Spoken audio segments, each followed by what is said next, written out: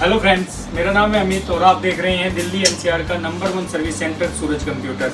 आज ही हमारे पास एक एप्पल का लैपटॉप आया है जिसका मॉडल है A1379 प्रॉब्लम की यदि हम बात करें तो हमारी मशीन ऑन नहीं हो रही है, डेड कंडीशन में है। एप्पल के लैपटॉप जो होते हैं अच्छे होते हैं, कुछ लिक्विड वगैरह गिर जाए उसी की वजह से मोस्टली प्रॉब्लम आती है। वैसे लैपटॉप एप्पल के लैपटॉप में इतनी जल्दी प्रॉब्लम नहीं आते हैं। इनका हार्डवेयर जो होता है बहुत ही अच्छा होता है और जो सॉफ्टवेयर है वो भी बड़ा अच्छा सॉफ्टवेयर होता है। कभी कोई वायरस वगैरह इस तरह की तो कोई प्रॉब्लम नहीं आती है एप्पल के लैपटॉप में।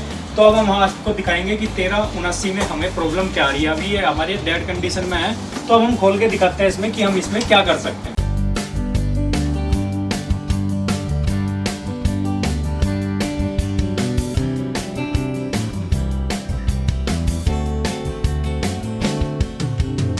चेक कर रहे हैं कि हमारे कहाँ पे मदरबोर्ड में प्रॉब्लम है, तो इसको चेक करके हम देखेंगे। फिर